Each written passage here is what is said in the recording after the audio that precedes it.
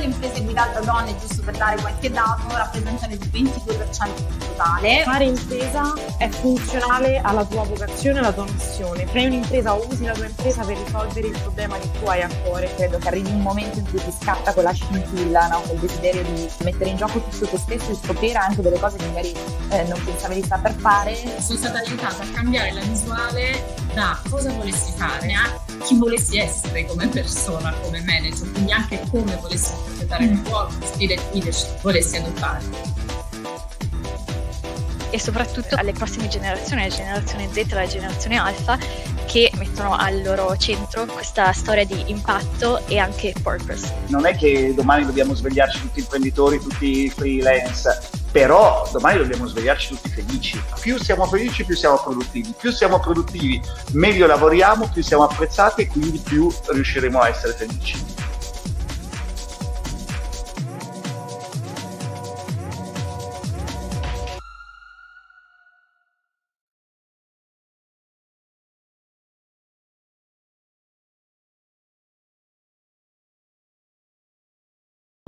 Sorry. Hello everyone, and welcome to our WomenX Talk today. This talk today will be in English because this is powered by Annie, who is our main sponsor, or now is the third year in a row. So we're very proud and very happy to be here with Annie. But obviously, this talk will be shared not only with our community but with people all over the world. So we couldn't be happier to host this event in English. Plus, today we're going to talk about expats and obviously their challenges and cultural change. So everything related really to different backgrounds, different cultures, and me being who follows us since a long time, you know that myself, I'm an expat myself. I live in London. I'm obviously Italian, but I've been living in London for 11 years now. So it's this topic today is really close to my heart because I've been through that at first place and I can understand what that means. But hopefully, today with all our speakers, we are going to inspire you and give you some insights and as usual have a nice chat and discussion with you as well. So please fire your questions as usual and your comments in our comments, and we'll definitely answer to all your questions. So let's start. I have, as usual, a panel of great speakers who I'm gonna invite now on our digital stage, who are Gunes Abakai, Head of HR Internationalization Models and Projects at Eni. Hi. Hello, everybody. Lovely to meet you and welcome to our stage today. I'm very happy to be with you today. And I'm going to share not only the professional insights, but also the personal stories.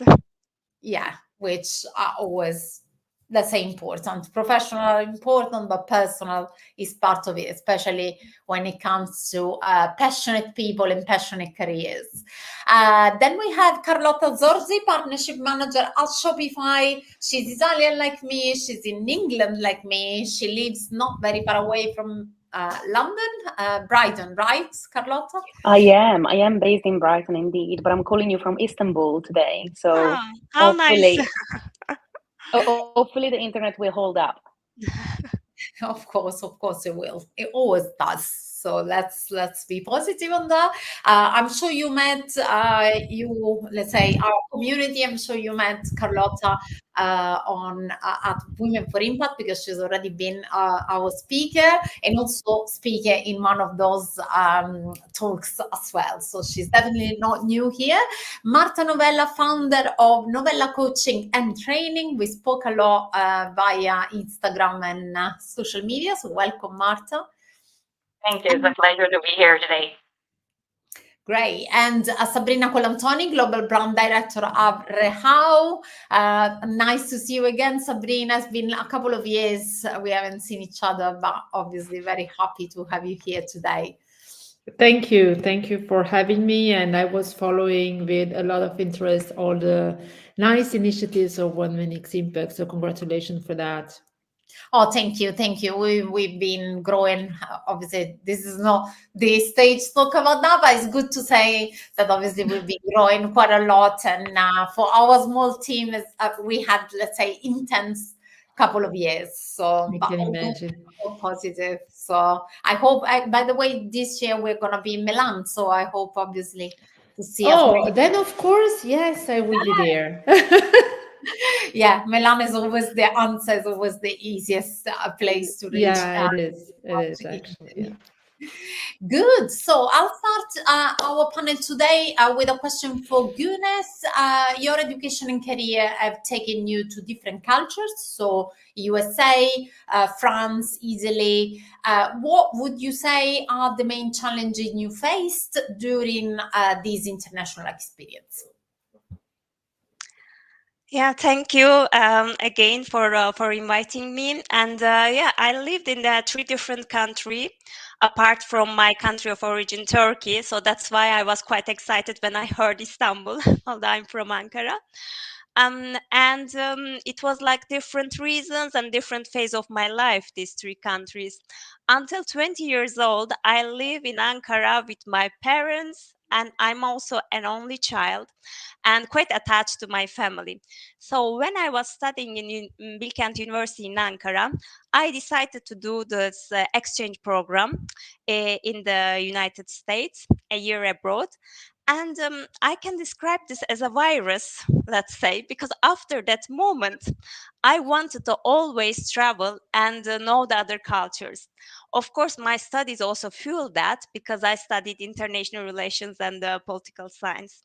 So the experience in US was for me amazing, but as well as amazing challenging because it was my first experience and outside of my home. So apart from the challenges that you can imagine, no, like being alone at a different outside of the home, the daily challenges, let's call. But American culture is very different from the Turkish culture. And for example, I remember that Turkish people, we have a very collective lifestyle. And I had almost no idea about this personal space that in the US, let's say, it gives me the first hint. Because when I was going to the library or the outdoor of the campus, my, let's say, classmates, they were studying alone. And I thought that, maybe they are not inviting me because in Turkey, we tend to do everything together collectively.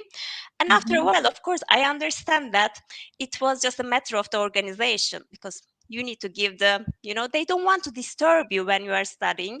So if you make an appointment and you decide that you study together, in that case, like you are, let's say, studying together. Apart from that, I have like some, as I said, some personal stories to share, but to show a little bit the challenges related to stereotypes, and then maybe sometimes because of the, let's say, ignorance towards the other one. No? So the first one, first insights that comes to my mind. So my name is Güneş, and it means sun in Turkish. And actually, my parents gave that name to me because I was born after a coup d'etat in Turkey, very black days, and they said, "Okay, this name will give brightness, to the country." And my father is journalist, my mom is graduated from the Turkish literature, so they love the poetry, and there were a lot of poems also. And I really love my name until I was in US because it is like let's say very unknown and unpronounceable. So they were sometimes even calling me, "Can I call you G?" just with initiative. And I was like, "Okay, you can call me G, but I wouldn't look at you because it's not my name." No. So this was an example, but also another example in US that I can give. Academic language is not enough now because I was going to the American University in Ankara, so my academic English was quite good.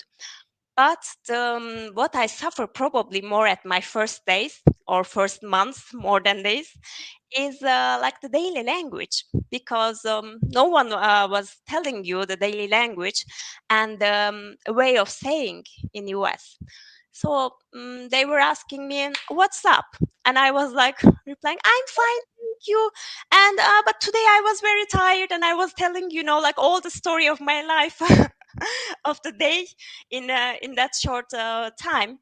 And then they asked me, "But why you are replying like that?" I'm like, "How should I reply?" And then at that moment, they said, "Either not much or what's up." I'm like, "Oh, okay, so that's why I was, let's say, seen differently by the American." And after a year that I completed my studies in Turkey, I went back to Turkey, complete my studies, and I went to France to pursue my master degree in Nancy for the European studies. So I went to the French high school, so again fluent in French, no problems but of course, except the French people are very, let's say, precise for their language, except this, small, let's say, precisely correcting me of the French language. Here, maybe I can tell the differences between US and France also. In America, where I was, it was Maine. So it's a small state close to Canada. But in France, they are very well known. Lots of Turkish people are living there. So Turkey is more known, let's say, in France. And there may be lots of immigrants. Of course, it's not like Germany, because I cannot even imagine if I was living in Germany what comments I would receive. But many people, let's say not many, but more than once, they ask me, "You are here to work in a kebab restaurant?" I'm like, "No, I am here to study. I'm doing my master's here." And then other concept is probably when you say something, for example, "I don't ride a bike." And they are like, "The Turks, they don't know how to ride a bike." I'm like, no, all of my friends, almost all, knows how to ride, but it's just me. And after my master's in France, I came to Milan. That's 17 years that I'm in Milan, so I consider myself almost Milanese. Okay. And so it's actually more than the time that I spend in Turkey, I spent abroad. So now you can also calculate my my age. Okay. And so when I first come to Milan, I knew some Italian, but it was very basic level, and I was doing an internship for the European studies. And but I lack all the cultural references, because with my colleagues, when we were going to the lunch, maybe there were like the movies, the old movies, the fantozzi, or the old songs. So I didn't know all these cultural references. So of course I did a very quick, let's say, covering by watching a lot of old Italian movies and etc. But the first months, I remember that everybody was referring to this movie called Mediterranean. It's a very nice movie. I really recommend if you haven't seen. And the concept here is like, all the Mediterranean country, the Greeks, Turks, Italians, we are alike, very similar. Yeah. And so it was very welcoming from Italians telling me this. And I was very, let's say, curious about the movie. And when I start watching the movie, I love the movie, by the way.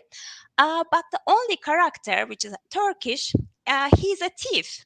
So, and I was a little bit disappointed with this, let's say, character, and let's say the cultural hint that they were giving me. But of course, it was, as I said, it's nice to describe as Mediterranean culture.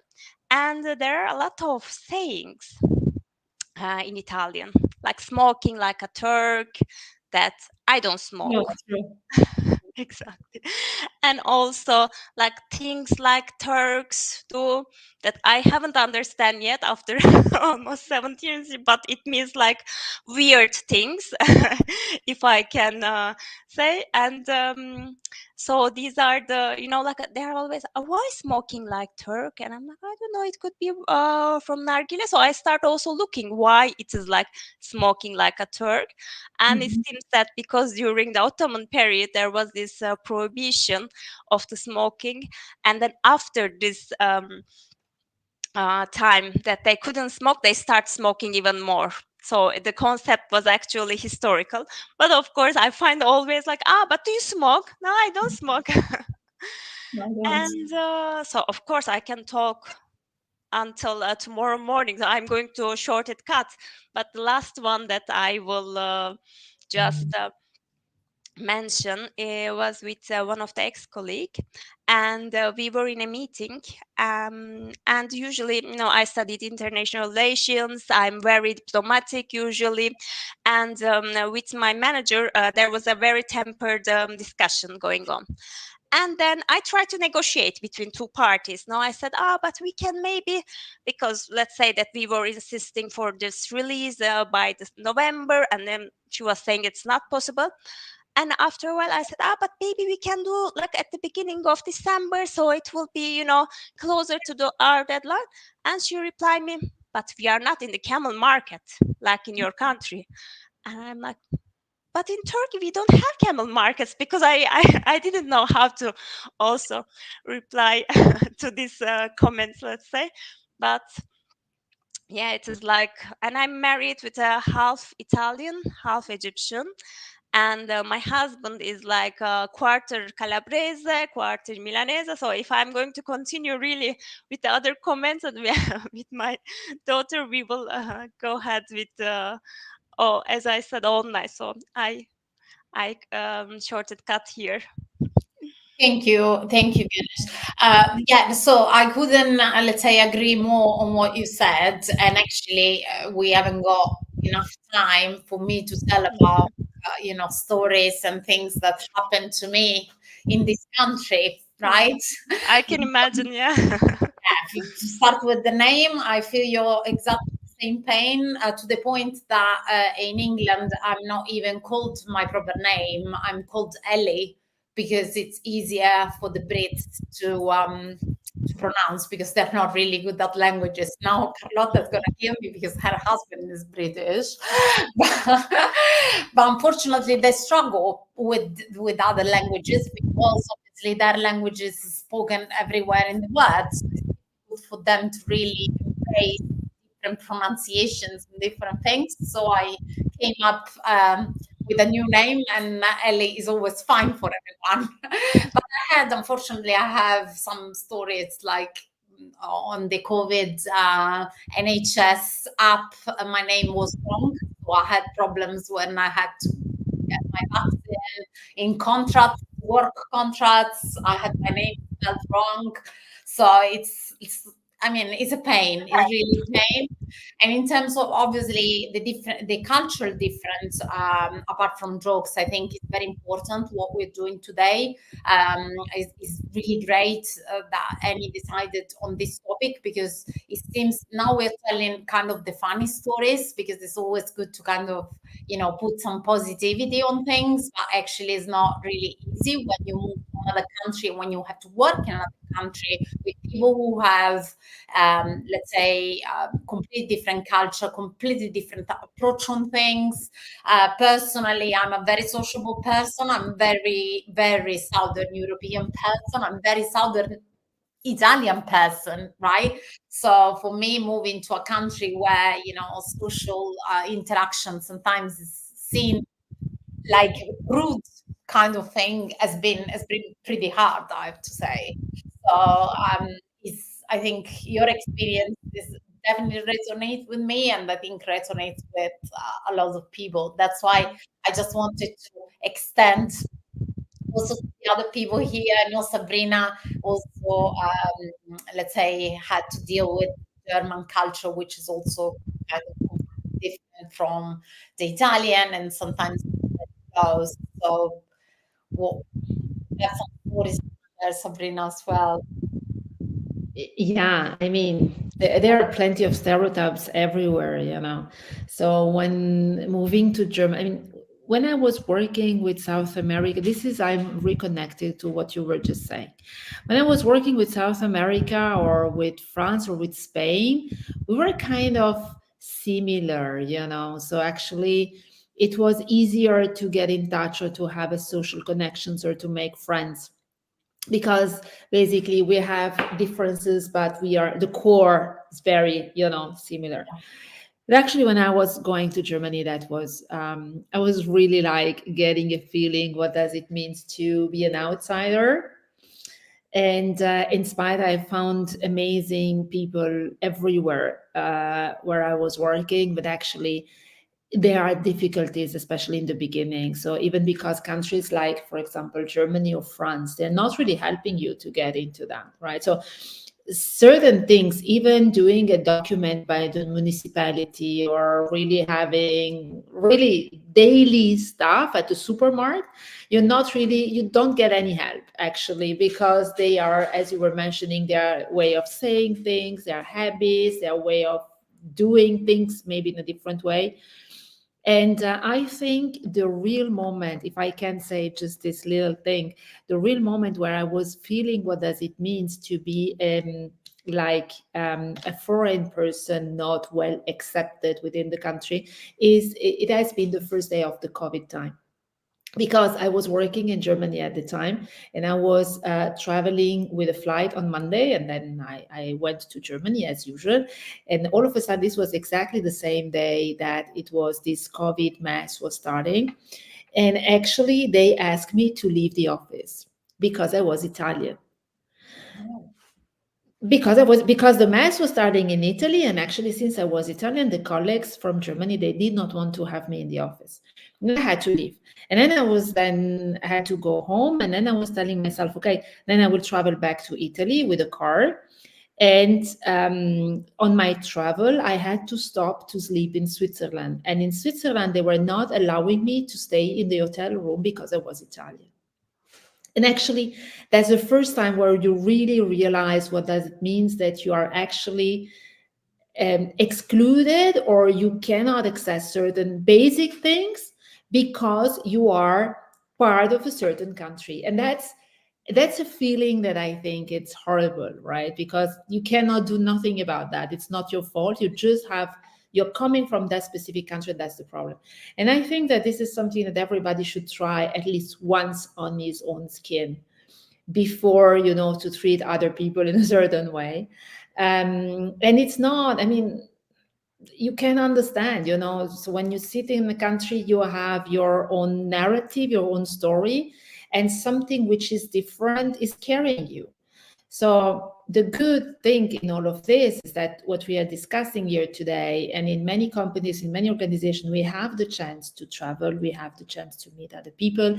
And the more you get polluting for other type of persons, then the better you can understand the differences. But I think everybody who is traveling can have some good story to tell on this matter. Thank you so much. I agree with the fact that obviously if you haven't experienced that, you don't really realize how bad it is. But actually, especially when it comes to work life, sometimes it's difficult because maybe you are the new person and you also have the language barrier and you have the culture barrier, and it becomes really complicated for the person to feel comfortable and to really perform at the very best, I believe. So it's really important. Any of you wants to add anything, and then I go on to the next question, which is deep diving into that anyway. Maybe Eleonora, just to add on what Sabrina was saying, I totally understand the fact that COVID was also a shocking moment for me. I was back then in Peru because we were traveling the whole world actually for 1 year with my partner, and we were since 1 year, not more, in Europe. But we were going throughout the South America, and every time they were just opening up the passport and just showing the Italiana, no? And really despising that. And I felt so bad. And it was basically the very first time that it was like explode on my face, right? Yeah. And then and this was really, yeah, a great reminder for the future to understand how you can feel just for the fact that you cannot change, right? I cannot change my nationality, I can change my mindset, I can change my approach to people. But this has been really, it gives me goosebumps when I have to tell you right now and share this. I totally feel you there. Yeah, absolutely. So, Bianca, you wanted to add anything to this? I mean, I think we were going to go into it anyway, right? In terms of, how kind of adapting to cultural differences. I feel like, we all have to take a little step back as well when we are surrounded by different cultures, because stereotypes is something that, often people fall into as a way to like create a bond. And, it doesn't often feel good, but very often people say things to be like, oh, I love your country, pizza, pasta, mandolino. And it's like, I mean, there's, yeah, it always comes down to that, but it also comes down to like not taking things personally and also trying to educate a little bit, who surrounds you. And also remember that, sometimes us, ourselves are victims of the same thing, when we meet people from other cultures. So I think, good communication all starts from good self-awareness. So it's very important to really like take a step back and kind of observe any situation from, the outside to really start informing a little bit, better communication when we're with different cultures, not just for ourselves as, Italians abroad, but also, when we get in touch with other people. Yeah, the education bit is really important. It's like when they say, you were living in Milan. Oh, why you moved here? The weather is bad. Well, the weather is bad in Milan as well, because in Italy it's not always sunny from north to south. But yes, again, it all comes with educating and explaining, and let's say have the patience to be understood. Right. So going back to let's say the corporate perspective, right? So I would say that for companies it's becoming more and more important to look at this let's say problem or topic, or the way you want to call it, not only because obviously diversity and inclusion now are on the spotlight, but also because it's an element of really having more and more multicultural teams. Like after COVID, I think all companies experienced remote working, smart working, people more and more learn more languages. So let's say that with the digital era becoming more mature, let's say all the barriers, the technical barriers, the physical barriers are really less and less. And this means that the teams will always be more and more multicultural, right? So for corporate, it's really key to embrace also this change. And obviously some countries we know are ahead of others, but I still think in most of the countries in the world, there is an element of education and work to do. So Gunesh, from a corporate perspective, I'll start with you. What strategies can be adopted to ease this integration of expats employee into the cultural context and, into the teams at the end of the day, because it's all an element of teamwork? Of course, ANI is very international, and the internationality is historical, let me say, and it's in our DNA. Currently, we have more than 2,000 expatriates, and assigned in more than 67 countries, more or less. And just to give an example, our global nomads population, so whose career is like based on the international assignment, covers 17 different nationality and almost 1/3 of the whole expat population. And of course, for this population, we have a really specific international mobility policy that outlines the supports aimed to enhance the well-being of the people, improving the employee experience and boosting the engagement for sure. And we as a unit also, we continuously update this policy in line with the international trends and benchmarking with our peers in the energy sector to ensure to implement the best practice for the international mobility. And in addition to providing the essential information for an expatriate, through the formal moments of the HR, security, and the health inductions, we recognize that expats also needs the soft skill training and the practical support.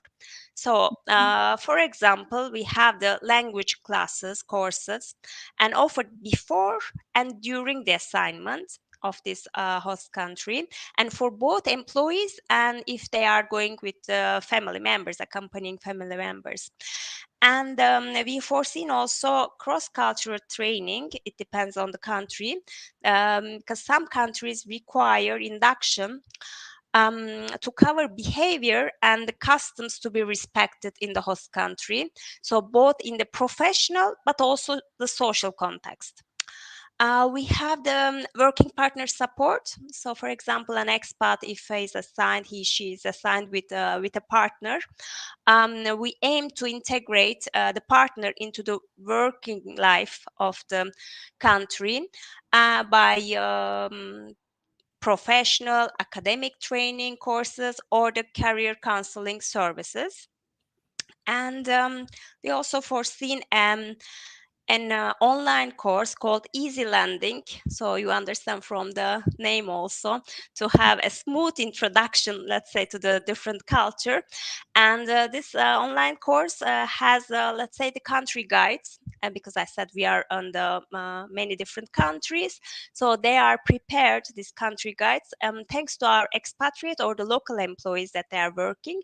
And they give like some cultural insights, practical daily life tips, and also some key consideration.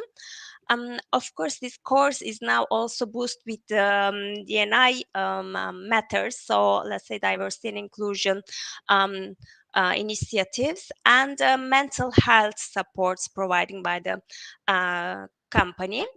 Of course, we think that by providing this let's say complete training courses for the expats, but it is not enough, because if this course is just for expat, okay, they are good, they are prepared, but this course become an open course, so for all ENI employees, because who is receiving these expatriates as a colleague or also as a manager, they need to also have a mindset. So all these diversity and inclusion initiatives are aimed to raise awareness of the internationality.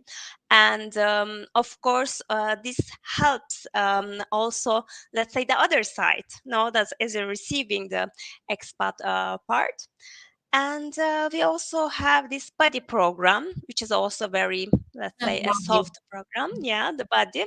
So this pairs the expatriate with another volunteer colleague, just to give some, assistance of the daily life. It can be also, go to eat in that restaurant, or for an English movie theater in Milan, it can be that, or also in London, maybe we have the expatriates and vice versa, and Italian expat.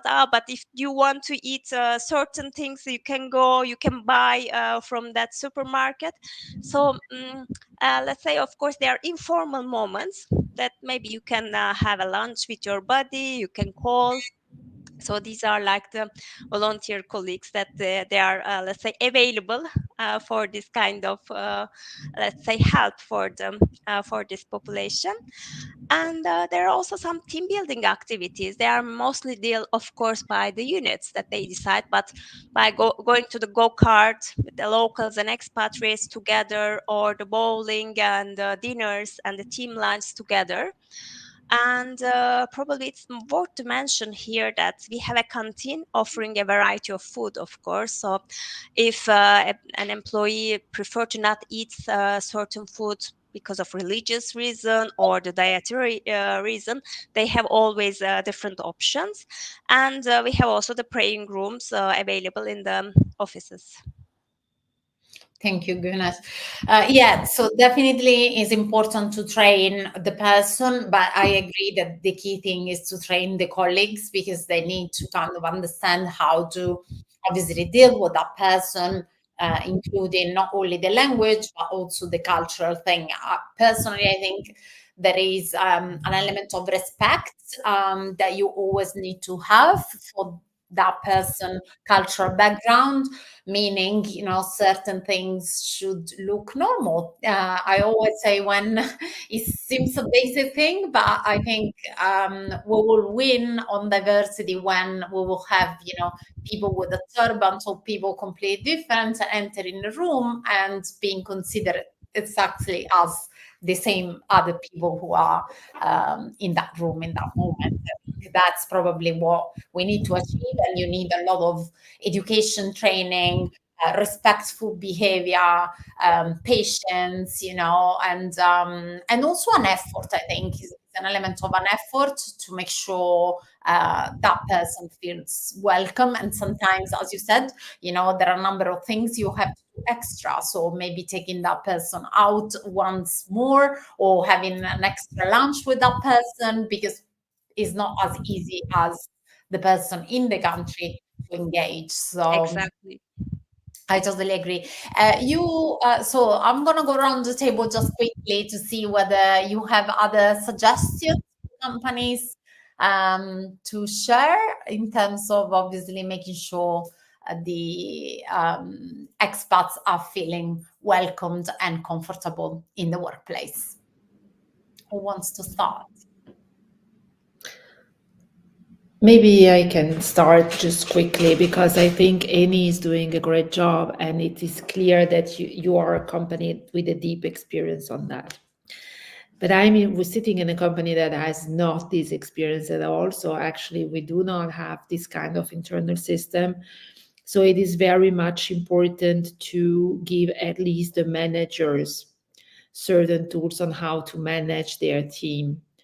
If they have different locations, different cultures within the team, the departments, and not every organization is also well organized in giving central trainings, but for sure some leadership support I think should be much more than helpful, because it's not only about how the colleagues treat our other colleagues, but it's how you are able to create a team and to make them perform in a surrounding which is culturally different, that's a big challenge from a leadership point of view, in my opinion.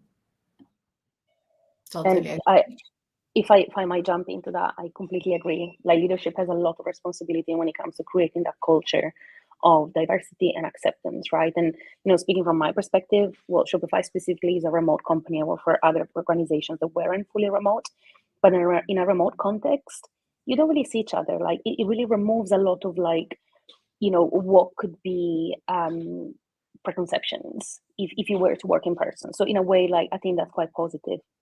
But when it comes to creating that culture of acceptance, understanding how to communicate with different people. Also, it's not just about culture. Like, every person is different. But, if you want to kind of back it up, how certain cultures receive communication, then leadership will have to adapt to that, right? If you have like a pan-European role and you have to communicate and get results from a DACH team, DACH region team, which, tends to require very specific directions and rules, and there's no much, room for ambiguity versus, other things that maybe, are a little bit more culturally, diverse, potentially, maybe a little bit more open to change and ambiguous communication. You have to be able to kind of adapt the way you send your requests and the way you set your vision and communicate your vision to make sure that kind of reaches, everyone in different ways. So yeah, I very much support the point of leadership having to take on an active role and accountability when it comes to knowing how to deal with a diverse group of people. And it's a real task. I mean, it's a daily task that you need to take over because it's never finished. You never arrive to a point where, now we all know each other and it's all good. Never, at least in my experience. Yeah, I would actually very much agree to what you were saying. And if I might go back also to what you were also saying before, Carlotta, the fact of the awareness. So raising the awareness of the differences that you have within in your group, right? That a simple how are you? What you were describing before, Gunesh, when you were in the States, right? Like top, it's different, right? Like different answers are different. So maybe yes, working on the training on the different parts. What also worked very well usually in the companies I work is that to give some space. Sometimes you can do it in a weekly, in a all hands, in any meeting to present yourself and or to have like team buildings where I say, okay, I'm the Italian one tonight. Of course, I cook pasta. Okay, let's bring the stereotype in. But then you explain why, and then you explain a bit more about yourself, what is okay. And true, I'm Italian, yet, but I'm not able to cook a pizza. It's much more easier for me to take a frozen pizza and do that. So it just somehow talk about the stereotypes where of the people coming in, and on the other side, on the more, if we zoom out and we go to the leadership and the company, I would say that company, and coming maybe from an HR perspective in my past experiences, that structure should be also in place. Sometimes leaders might be aware how to do it, but there's not clear structures, and there's no clear structure and say, okay, I have a one-on-one or I have a performance round. I don't know how to communicate or how to do it, right? And instead, if there is a structure there, and then say, all right, I have some points, I give you the space to reflect and be aware, and then I give you back my feedback, it helps. So sometimes this lack of structures might lead to misunderstanding because, as you said, if you put the many cultures together, it's beautiful, but it can be also very misleading, right? We have all different ways to see the world. Absolutely. And to expand on what Carlotta was saying, so in terms of the importance of the leadership team, and obviously as a manager to embrace, let's say, this kind of more in-depth, let's say, type of training is, for example, the feedback. When you have to give, I was in the position where I had to give feedback throughout my career to, for example, British members of the team. Obviously, it's completely different if you compare it the way you give a feedback to an Italian team, right? So you have to structure the email in a certain way. You have to structure your language in a certain way. You have to structure your tone in a certain way. Otherwise, that person would probably either cry or go to HR and complain. I mean, it seems extreme, but it is, here people are much more sensitive. In Italy, it's very common to give, feedback straight away, speak from the heart, whether in England, there is an element of obviously feedback structure that has a specific way of doing. And I think it's important for leaders to learn that. And plus, in London, but I think throughout the UK, you have, same as the US, you always have people from different countries. And again, it goes back to the way you speak to them, the way you write an email, or the way you deal with the dynamics of the team. And sometimes, yes, it can be challenging, and you might need training, you might need time to learn that. And there's nothing wrong in learning. I mean, being a leader, we always say that being a leader doesn't mean you are arrived somewhere. It means you learn things every day, even more, because it comes with responsibilities, as you all were rightly saying. There's a question, some suggesting maybe to get regular calls every month to try and support each other, and to give space for questions, focus on ice breaking to get women talk. I don't think it's just for women. I think it's for everyone, definitely. Personally, I think call and space for Q&As are always good, because people break that kind of, let's say, call and screen situation. It's more like, let's have a chat. It's like a virtual room, or even physical, if it's possible to do physical. But I leave you to maybe reply or add anything. Yeah, I mean, getting people to talk to you and tell you what's wrong is, I think, is the most challenging part. I totally agree. And often you need to do it one by one, because sometimes you think that it's everything fine and it's everything clear, and then all of a sudden you discover that there's something wrong happening in the back. So that's, I think it's crucial. And I think you also learn that thanks to the mistakes you do all along the journey, and the surprise that you get sometime. But getting clear feedback from people that maybe they don't understand, or they don't feel comfortable, they don't want to work in a certain way. For me, it has been the most challenging part, because sometimes they just simply don't tell you, and then you just think that everything is fine, and then it's not. From my side, I think there's like context for different things, right? There can be like sessions for the team where, it can really serve to kind of build culture all together and get to learn each other a little bit beyond just the working together. One thing that we do on a weekly basis as a team personally is we have like a question of the week where, during our kind of, weekly team meeting, we start with something fun, a little bit light, but something also that offers an insight into people's lives and how we view things. And it can be like a really good way to kind of dig a little bit deeper into also what people worry about or care about. So the question of the week, you also have like random generators of questions on the week online, so there's tools that you can use to help yourself with guiding that. But then on a one-to-one basis, that's really when the conversations become deeper. And, as Sabrina was saying, kind of that's when you go into the issues and you offer an opportunity to your peers, colleagues, reports to really kind of open up a little bit. And opening up, I think it comes down to your ability to show empathy towards your reportee, right? If a report, a person who reports into you thinks that you actually care about them personally as an individual, they will likely open up a lot more, right? So it's up to you as a leader to build a relationship and build that trust. So then you get to that deeper conversation, and that allows you to get deeper into the potential issues that might arise.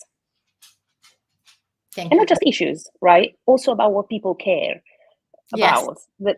There might be things that, maybe they're bugging them in the background. And if you aren't aware, you're unable to address them.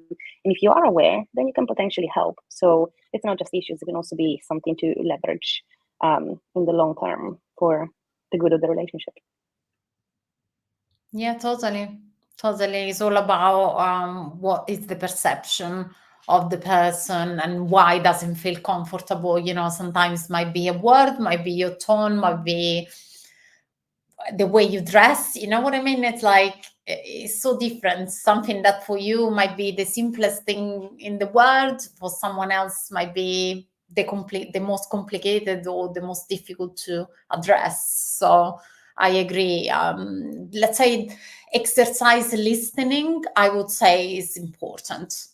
And also really, really trying to really understand what is behind that culture. I mean, personally, for me, has always been fascinating. This is my suggestion, would be, embrace the diversity also as a fascinating thing, because personally, I like asking questions. I ask a lot of questions to people, like, it's true that in your country is like that. I will ask to Gunesh, it's true that in your country everybody smokes? No, I'm joking. But you know what I mean? It's like trying to break your bias that you might have, and maybe it's just there and it's sitting there, just talking to the person. I mean, I've been in situations where, not even for work, but maybe traveling, I ask questions about the Quran to Muslim people. I was just curious to see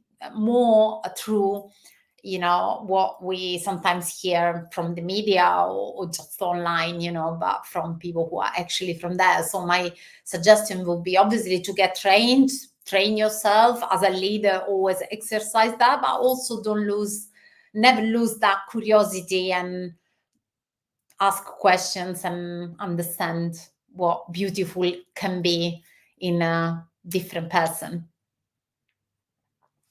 Right. So now I just want to go a little bit on the mental health thing, because obviously you all mentioned is important. This for the business, for the outcome of the project, but also for mental health. That now is becoming more and more important to make sure people feel comfortable, even when they have to get out from their comfort zone. So, Marta, many people fear that. I'm asking that to you, and then again, please feel free to add.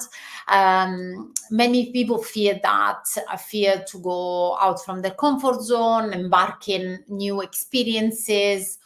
What would be your advice for those who are feeling this fear, and obviously to kind of work on building personal and then professional stability? Yes, Eleanor, this is a very good question in relation to mental, physical, and everything else. When you go abroad, it's really like thunderstorm, right? So I just like, if you go back like to the very first experience that you all can imagine, right? I still can remember all the little details, right? Very vivid for me was 2006. I went to the US, like Gunesh, by the way. It was really crazy. I went to this like high school where it was a different one. And as we were saying before, it was the first time I felt different, and I was the different one, right? And this plays really a trick on your the balances that you thought you had so far. So if we go to what could help, is that the change needs to start in yourself, because everything is different until when it gets somehow normal, right? So the new normal. And how can you do that? It's about what you were saying before, Eleonora, opening up this curiosity and start to navigate inside your discomfort. There's plenty of discomfort when you go abroad, right? And the comfort is not there. But then actually stepping out of this comfort zone is where the magic happens. And for me, what gave me stability actually, almost always in all the different countries, now I'm based in Germany, is building a community around me, whether it could be a mentor, friends, work, right? I used to play basketball, right? And I remember Michael Jordan saying always, the talent wins a game, but then there's the championship that is always won by the team, the whole team, right? And I do believe strongly that, and I step back always and say, I cannot do everything by myself, usually, and I cannot do anything by myself when I'm abroad, even more, right? You're lacking the family, you're lacking friends, you're lacking all the security that you have. So you need to open up, to ask questions, to be curious about the others, because you're not whole, right? You need somebody else to go. And concretely, for example, sometimes you might ask, okay, easy to say, not so easy to do, right? But there's plenty of things. Like I remember once I moved to Zurich in Switzerland, as I said, I used to play basketball. So I typed in on Google basketball teams on Zurich, and then I found a basketball team there, and I connected with people there. So I started doing that. I am a mom of a 2 years old child, and when we moved to Munich, I did not know any mom, because back then I was not into that word. And then I typed again "mom in Munich 2022," and I found a Facebook group. I joined it, and then it turned out that I met amazing other mothers that were surrounding me. So every time it was like the power of actually researching something new, finding out, yes, the awareness, I am different, but I can make a difference as well, right? And surrounding myself with people that made me feel like I am not the foreign one, but I am part of a community. And again, there we go also in connecting at work or in your personal life, right? The power of starting a conversation, on saying hello, right? And say, yeah, what are you doing? Oh, really, right? Oh, interesting. I also like this, right? And there you find connection. I mean, I could go on and on about all collaboration and beautiful people that I met, but I think this is all about it, right? So living abroad is a bit more like walking in a new restaurant, especially on a cuisine that you don't know, right? And you say, oh my God, everything is so new. Now I'm going to try different things, and I'm going to find out what I like. And then, and then you feel at home, and then you start liking that cuisine. And so this is basically, the more you try, the less you fear, I believe. Yeah, and even ask questions like, oh, how do you cook this, or how you cook that? Sometimes even the simplest question, just to break the ice, I think that works. Sabrina, you wanted to add anything? Carlotta? I'm fully with this. Finding people, not being alone, because actually you arrive in a country, your personal life is entirely empty, so you're just connected to this office somehow.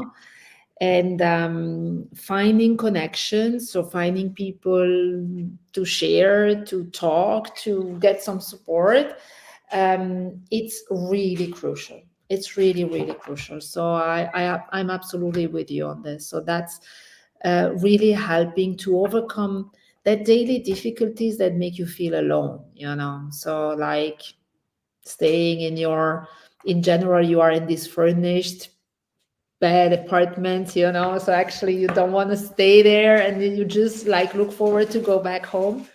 While after a while, when you start to know the people and you start to know the locations, you start to enjoy it, and then the game is changing. So I think mentally that's absolutely fundamental. And I completely agree on the discomfort side of things. I gave a whole TEDx talk on the beauty of discomfort. So I completely agree with that point. And on on the curiosity side of things, that to me is essential, right? Having a genuine interest in who who surrounds your environment is just so important, because it guides every single conversation. So if for some reason somebody feels a little bit strange about asking questions to people generally like to talk about themselves. So if you ask them questions, you're probably doing them a favor, right? And that will allow you to kind of start building a relationship with them and build that community that we just talked about. And yeah, ultimately, I think also don't be afraid to ask for help. Don't be afraid to kind of find networks. There's networks of all kinds now. So as Martha was saying, networks for moms, or professional networks like Women for Impact, or like more local things as well. They can really support your onboarding abroad, let's call it, right? I personally never felt that way, but I left very young. I left when I was 19. So now, 15 years later, if I was to start from scratch, that would be the first thing I would do. Like, find networks of people who are doing the thing that I'm looking to do, and start building connections with them, asking them, what is your life like? What helps you? What's your advice for me, right? And ultimately, follow your gut. If you're looking to potentially move abroad, follow your gut and go for it, and trust that your brain will help you figure things out. You don't have to have everything figured out from the get-go. Yeah, absolutely. And for the colleagues also, if you see someone that maybe doesn't speak too much, don't assume that that person doesn't speak much because they want to engage with you. Maybe it's just scared, or maybe it's still in his or her shell. So just help that person to kind of get out, which I think sometimes is difficult to do. And for this aspect, maybe I can add that it's also the parental guides, that they give when to make the children talk. You need to talk first. So because I have two daughters, and each time that I ask, how was your day, it is just a reply is fine. But then I try something different, and I start telling my day, and then I see that actually you can create this conversation a little bit faster and smoother. So I think you can also make the people be curious about you. Like, of course, don't be shy. Always ask questions, try to understand the habits. I completely agree until now what we say. And I admit that I have also a little comfort zone here in Milan, because I have a Turkish community, that one of my best friends, some of my best friends are Turkish. Of course, I always say, okay, this is the comfort zone, but I don't be stick only with them, because if not, I will just speak Turkish, and it doesn't work this way, for sure. But it is nice to have them, because maybe I want to talk Turkish sometimes all these years, no? So I think, yeah, for sure the communities is very important. I totally agree. And yeah, try to integrate also by just asking the question, but also you try to make the people curious about you by just telling them, because maybe they are also scared to ask you, especially in France. I felt that, no, like, because they're very curious, and they don't let's say, ask where are you from, where are you originally from, because maybe they tend to say that maybe you were born in France, and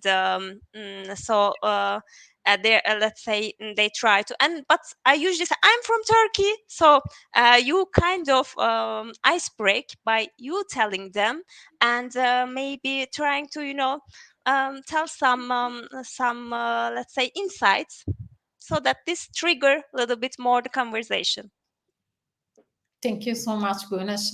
So we are already kind of over time, but there is last question that I want to ask to the table. Maybe we just grab a couple of people to answer. What was the biggest cultural change you faced in your professional experience, and how you overcame that? The biggest.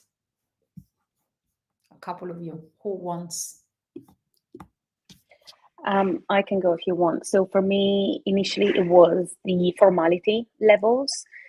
So going from like a very formal, even like from a language perspective, formal Italian, utilizing that. I can't use that anymore. I do not know how to use formal Italian, and I feel really awkward if I'm in, ever in that situation, because the English language does not have that. But that has been great for me because it really removes like the hierarchy that is in place, and you can show respect towards other people regardless of their level and their age or maturity, whatever, right? So you learn how to adapt to showing respect in different ways. And then that was probably like the biggest thing to get adapted to begin with, other than the Scottish accent. That was also challenging initially. True. Can imagine. So maybe from my side, for me, Germany has been the most complicated, because I was landing from a pure commercial environment to a corporate environment. So actually this was highly political, and it was a pure German environment.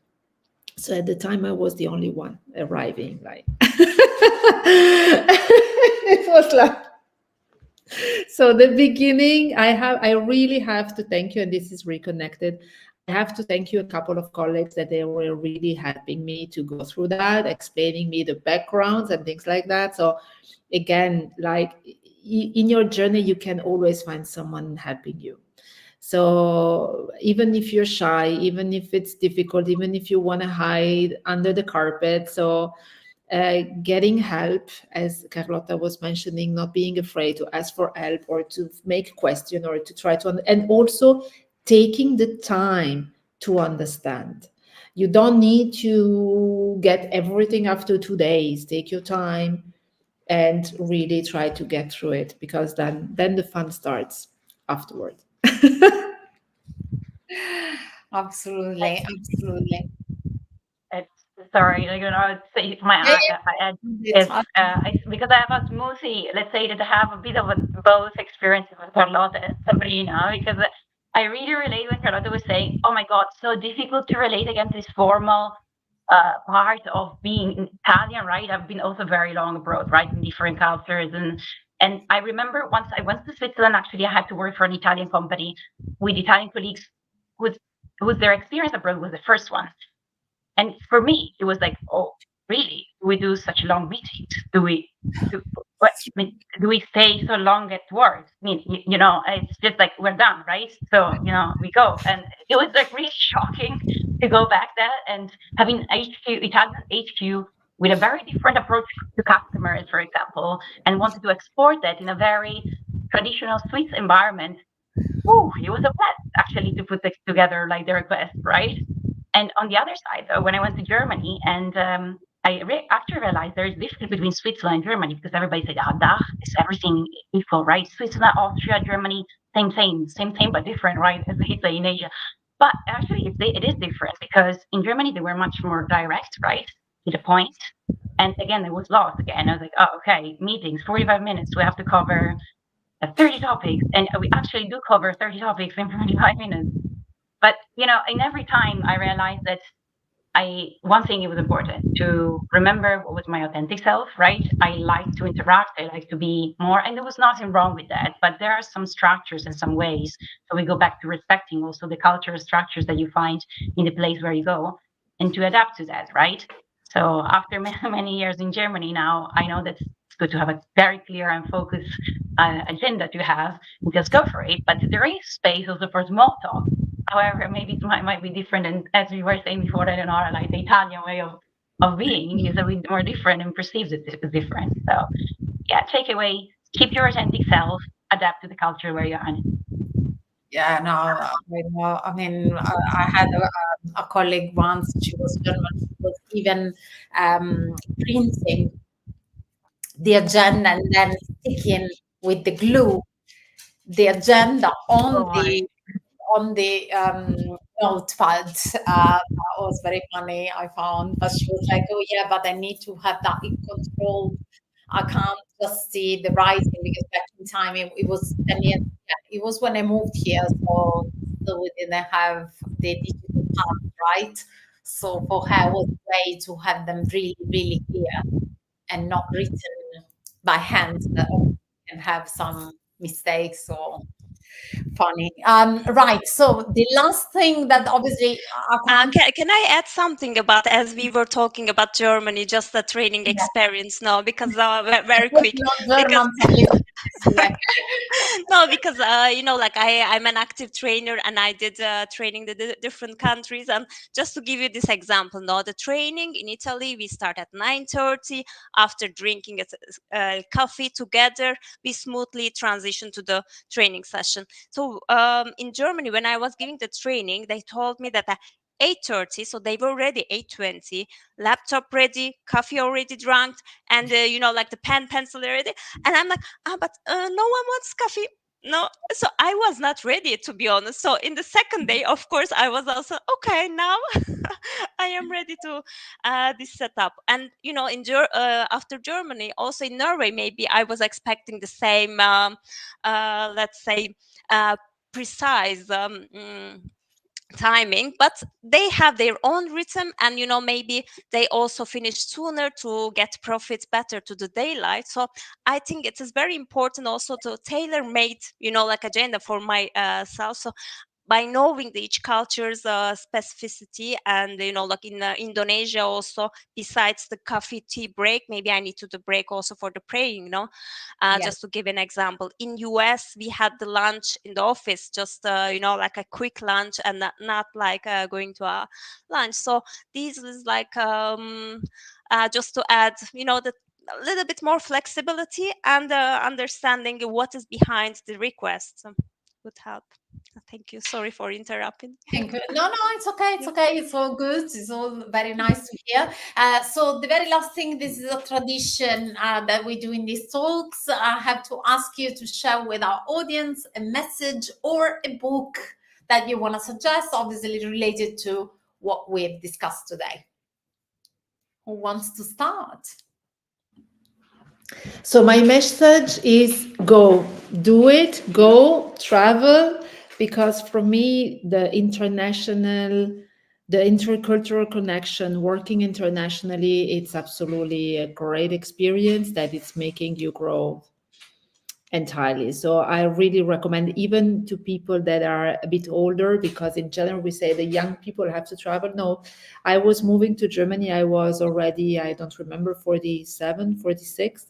So you can do it, and it's funny, and it's entirely enriching. So that's my recommendation, even if sometimes could be difficult. Thank you, Sabrina. Marta? I would say something very similar to what Sabrina said. I would say go, don't fear, because really the less you try, the less you fear, and the less you go. On the other side also, I would also say keep track on not losing yourself, because sometimes there's so many things that are coming, and it is like being in a little soil, right, in a big garden. Plant your soil, remember to water yourself as well, because there's a wonderful garden around yourself. But take some time, and say as a professional, as a mother, and make it really, really a fundamental thing on your agenda to have it there. I always think, am I going in the way I want, or am I going autopilot? So go abroad and then ask yourself, am I happy with that? And if not, change the way. Thank you. Carlotta. One book from me. Just in case you're wondering whether or not to move abroad because you're feeling, scared of being judged or scared of leaving your family. There is this book that I read recently that is called "The Courage to Be Disliked," and it kind of digs deeper into, why are you doing the things that you are doing, right? Is it to please yourself or to please others? And, I think it can potentially help sometimes when making a decision that is quite radical, like potentially leaving your country. I like it. Goodness. Be a citizen of the world. So be always open-minded. Remember that learning is always reciprocal. So when you are teaching something, you are also learning in the site, and there are a lot to learn from a different culture. And wherever you are, like whenever you have the different different colleagues, different culture, it shouldn't be. It's not really related if you are going somewhere or you are receiving the colleagues. And another thing that I should say, that don't let other people's opinion limits you, especially if they are discouraging you, because they might say, it is too difficult to do that, it's almost impossible, you are Turkish, you are living there, you are don't even dare. But if it is discouraging you, really never give too much credit of this, and always try to do your best, and show your capabilities, and maximize your effort, and work with passion and hard work. At the end, trust in yourself, because it's easy to self-doubt when you are a different country with a different language, and it could happen that like people try to limit you. But this is probably one of the first thing to remember. Absolutely. Totally agree with all of you. My suggestion is, as I said before, be open-minded, embrace diversity, embrace different cultures, because it's very, very fascinating. And I have to tell you today, one of the main reasons why I chose London, and I decided also to stay in London, because many Italians then go back, is the multicultural environment is something I really love here, and I think it's great, and everybody should make the most of it. So thank you very much to all our speakers today. Thank you very much to Annie, as usual. A pleasure to host your talks, and I'll see you at the next talk. And any questions, anything, please get in touch. We are always open, as well as our speakers, or LinkedIn or any other way. So thank you so much, and see you next time. Bye. Thank you, and nice to meet you all. Thank you. Bye. Bye-bye. Thank you. Thank you. It was a pleasure.